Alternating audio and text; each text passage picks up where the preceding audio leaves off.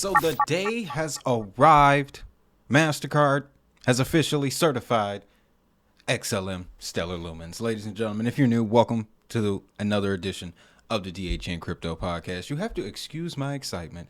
I feel like this is a day I have waited for my entire crypto life. Let's dive into this story, guys. And you guys, well, if you're new, you probably don't know how we do it around here. Listen, I've been in this space since 2019. I've covered over 1,000 digital assets, read hundreds of white papers. But what I like to do is keep this crypto, my coverage of these crypto assets, as real world as I possibly can. And you all know about Mastercard. Like I said, I've been waiting for this day my entire crypto life. Let's not waste no more time, guys. Stellar joins the Mastercard crypto credential ecosystem to unlock verified interactions across public blockchain networks. There's a pattern forming. And if you've been watching the episodes recently, you see this pattern too. I got the most important pieces highlighted. Let's jump in. Mastercard crypto credential, which helps verify interactions among consumers and businesses using blockchain networks. Notice the terminology here. Will be embedded in the Stellar ecosystem as the exclusive credentialing solution to enable a range of secure, compliant use cases for crypto wallet providers, including Coins.ph, Mercado Bitcoin, that's a big one, and WireX. I'm also going to share with you the history of this crypto credential system here. It was originally announced in 2023, early 2023.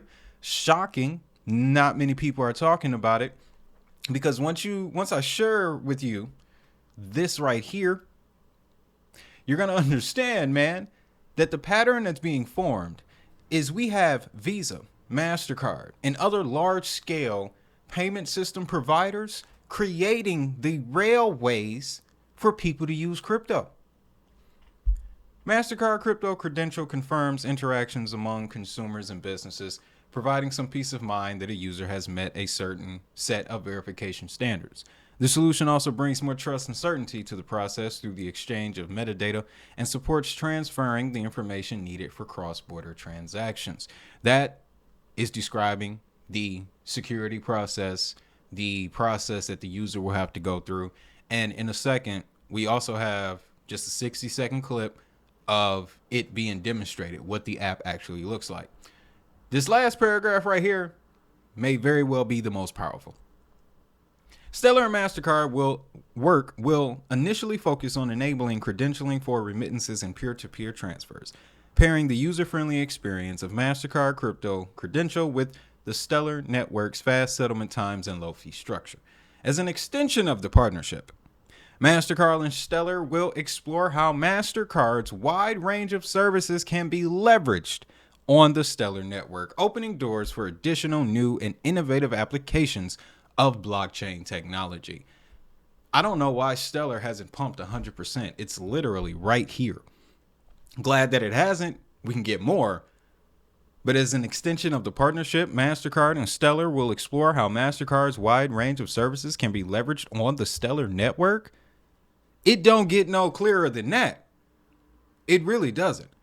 Now, we'll set that aside for a second because they also brought up how this will benefit wallets in the Stellar ecosystem. And it has been a while since I fished around and looked at wallets on Stellar. They're up to 42 now. Of course, we got the flagship partners, Franklin Temp, Circle, MoneyGram. I can only imagine how this is going to electrify MoneyGram. You know that's one of the reasons why they kept their eyes on Stellar was because of the work they're doing with MoneyGram. I told you that's how this works, guys. But I'm looking at the list, Stellar wallets, man, and this one is fairly new to me. Stellar on Metamask? When did this happen? I remember Metamask early 2023 coming out with these hooks or links where, you know, typically Metamask only allows you to connect with Ethereum and Ethereum related blockchains. But in 2023, they started to expand a little bit. Hedera got a link. Solana had a link. Polygon, a couple of other big chains. This seems a bit different though, because you go over to the webpage here, Stellar on Metamask. Stellar on MetaMask is a non-custodial wallet that is securely installed into MetaMask. Whenever a user attempts to interact with a Stellar dApp, this will grant 30 million MetaMask users access to the Stellar ecosystem. This should have been bigger news. I may have missed this during my hiatus, but unlike the snaps, that's what it was called, MetaMask snaps, if you want to look into it, everybody got one, right? I think Chainlink even ended up with one. What this is describing is exactly what that was, where now through MetaMask, not only can you access Ethereum applications, Stellar applications, Hedera applications, and the applications that existed on those other networks, Solana applications, that also means that you take advantage of the fee structure of those networks. Stellar has some of the lowest fees in the game. If it's not being used on a large scale yet, it would be super easy to do, because I also found out this too. MetaMask themselves, they've been grinding, introducing MetaMask card. This was August of 2024, this year that we're still in. But with MetaMask card, users can now spend their crypto anywhere Mastercard is accepted. The pilot is available to a limited group of users in the EU and UK only. I find that to be very interesting, because if Stellar is working with Mastercard and the plan is to explore how Mastercard's wide range of services could be implemented on the Stellar network, and Mastercard has been in crypto pretty deep since that metaverse thing kicked off. You can honestly thank crypto.com for bringing in Visa and Mastercard. I'm just being 100 with you guys, because it wasn't until crypto.com secured the whole naming rights deal with the Staples Center that we started to truly see Visa, Mastercard, Cash App for a second really talk about integrating crypto. But of course, the Bull One rally wore off, metaverse hype wore off. We entered 2022. Sam Bankman showed up and screwed it up for everybody. Then the SEC felt the need to just swing their big stick all throughout the crypto space. It got complicated. So I can understand why Visa and MasterCard decided to get a little bit quiet. But here's another indicator that we're in a bull market. I read hundreds of thousands I've read hundreds of thousands of headlines, probably. That's the number. But since 2019, so many headlines. What I've noticed is that during the bear market, the headlines reflected. It's all garbage on the news, right? But in a bull run, we always get stuff like this. We really do. Now, let me get back to the point I was originally making. It's something to it, could be there. Another place that MasterCard likes to do a lot of work is Africa. And getting back to the point of Stellar wallets benefiting from this collaboration, Fawn Bank is the one that I pay the most attention to when we're talking about Africa. I would definitely advise to look through their websites and get more knowledge on them, because if I'm not mistaken, Fawn Bank, Flutterwave, and a couple other African-based wallets that run on Stellar, they're getting actual like real money, grants and stuff, and they're building out their ecosystems almost as if they're not connected to a crypto company. That's what I'm getting at. Flutterwave would be the perfect example of that. Now, these wallets here, Fawn Bank, MetaMask, have my attention as being the ones that will benefit from this. Like I said, there are a number of Stellar wallets that could really blow up because of this. You go back to page one, there's that Stellar X. That's the one where you can trade the commodities, gold and silver. I think they're going to pull that off in a few years, though. Like, really start to lean into that. Then you got the Beans app, AirTM. So, another thing that I'm noticing here, too, is the countries that these apps tend to serve. AirTM is Latin America. There's another one called Digital that serves Brazil.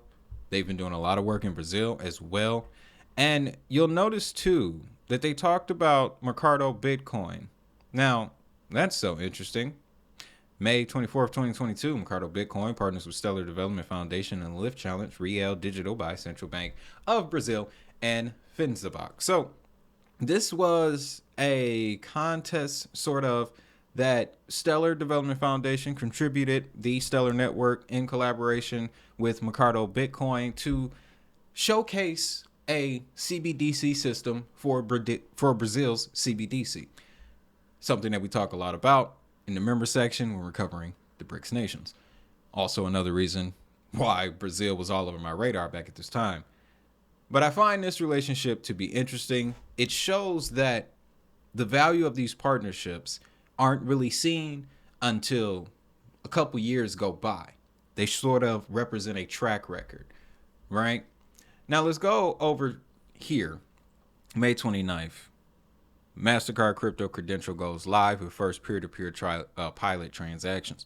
This gives us a little bit more context on what this crypto credential is, and this is also where we'll see the demonstration.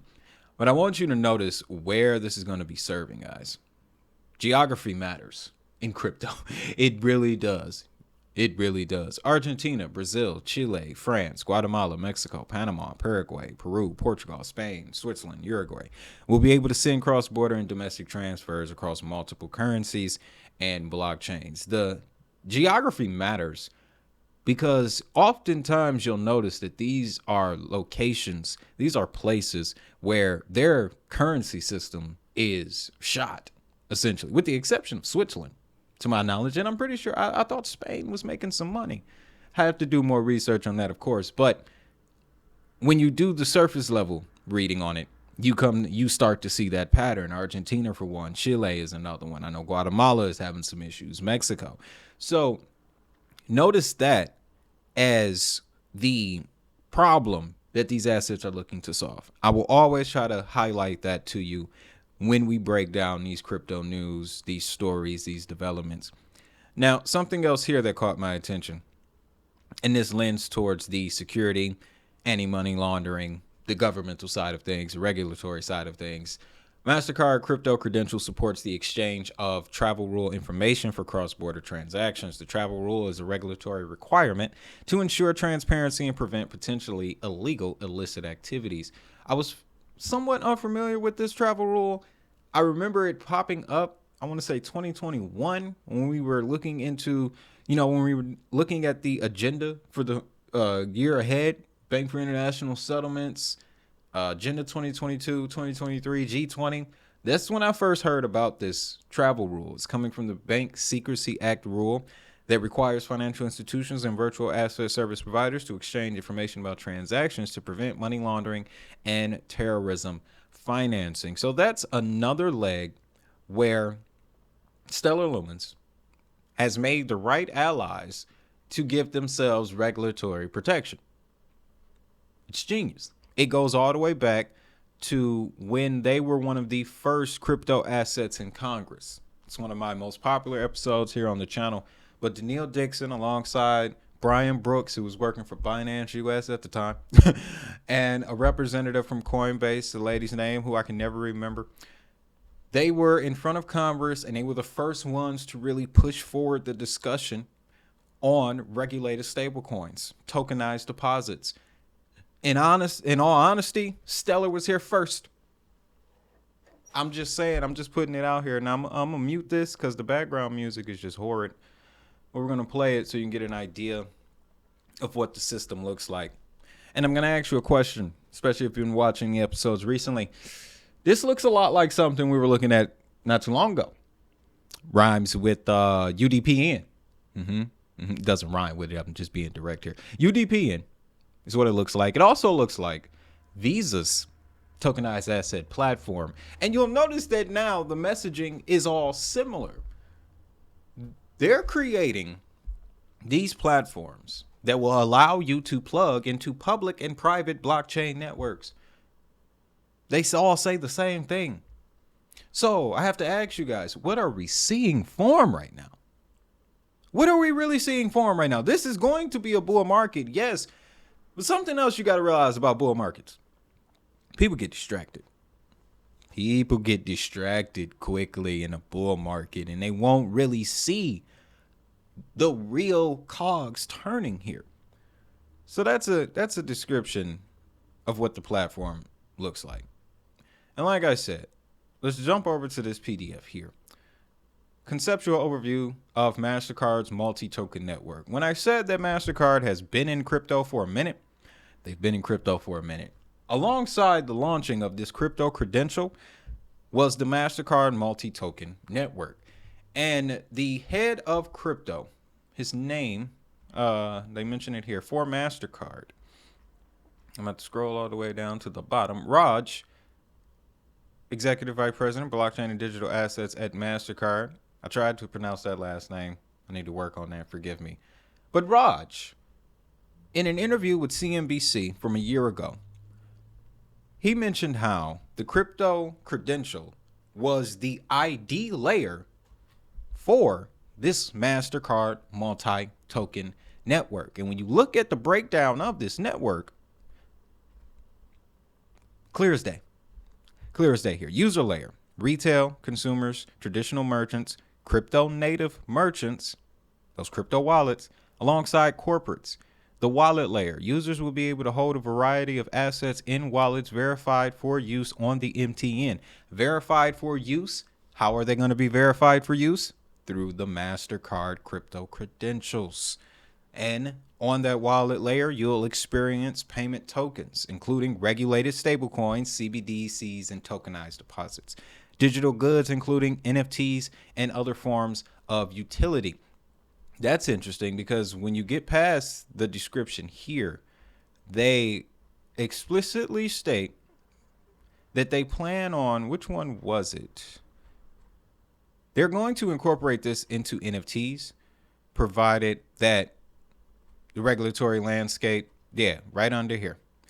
P2P transaction is the first of many possible use cases that MasterCard crypto credential aims to support. Others may extend to NFTs, ticketing, and other payment solutions depending on market and compliance requirement. So they're positioning themselves for the next leg of this, because once you get the payments layer kicked in, everything else makes sense. Everything else makes sense. The payments transformation will at the exact same time make buying NFTs cool. It will make entering the metaverse cool. It will make Web3 games cool, because now they understand, people will understand that there's an alternative to the dollar. There's an alternative to the banking system. And this alternative got all these cool little things in it. It's got all this cool stuff in it. Brand new video games, new art pieces, all of that. I just saw a news article where there's an art museum partnering with the UNHCR to use CBDCs to buy NFTs. Y'all can make that one make sense to me. But let's keep going here. Institutional layer, banks and licensed fintechs, virtual asset service providers, Mastercard multi-token network, common standards for onboarding users and funds. That would be that crypto layer, credentials, common interoperability and security standards, again, being able to go from public to private.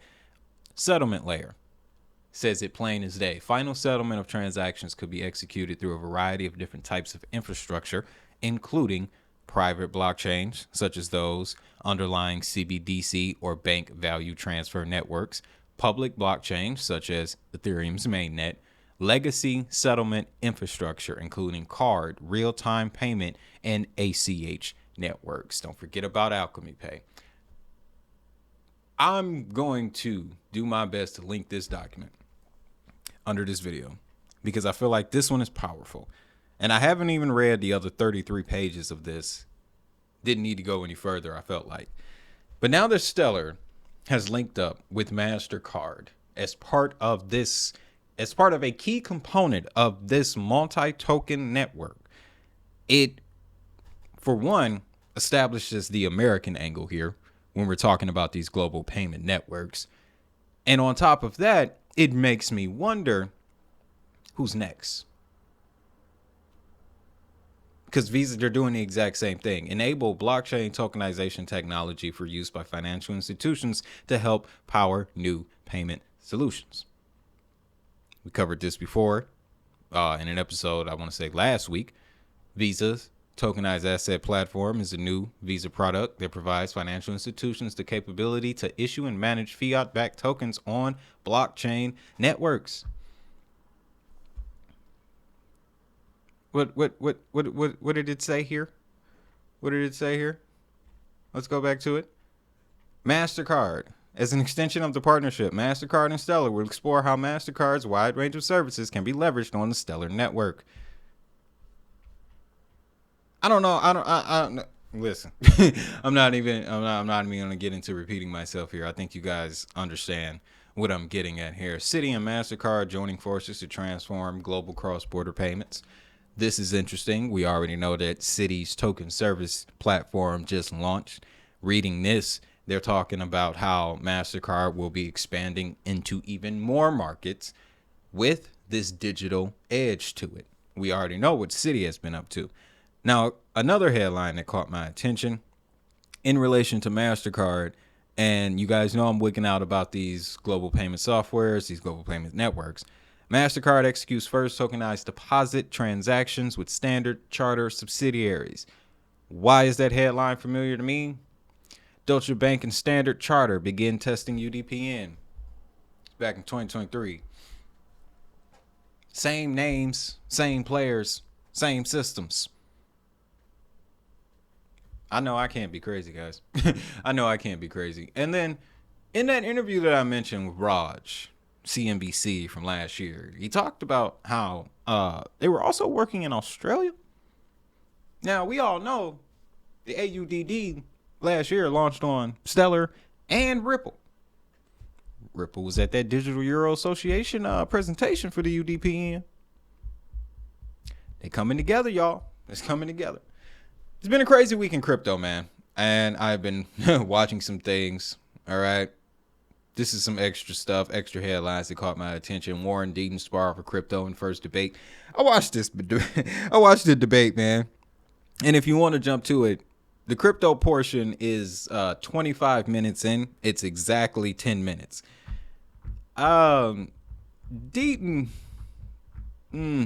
I'm not really sure.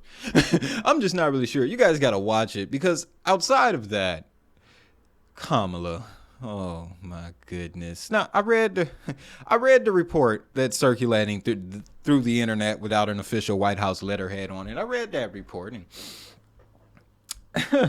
it makes me laugh because crypto is honestly the very first thing I've ever been a part of where race literally don't matter. And as a matter of fact, if you bring it up, people are likely to come at you about it. Something I learned myself when I was covering Reggie Middleton a couple years back. Don't get me wrong. It should be acknowledged and recorded in history the impact that all people have had on the development of this crypto space. But this particular policy and how she's angling it could have been any other way. It could have been any other way. Now, I thought about doing a whole episode breaking this thing down, but the more I read it, the more I'm like, she didn't even provide anything. All it simply talked about was that she would provide a sound crypto regulatory framework. This is the wording that she used. She would provide a sound crypto regulatory framework so that crypto investors, including black men, would be protected in their crypto investments. She's leaning on a statistic that rocked the crypto space not too long ago. This was during 2022, where it was discovered 20% of black men invest in crypto as opposed to 13 to 15% of white men. Thusly, when the market takes a downturn, it has a disproportionate effect on black men as opposed to everyone else.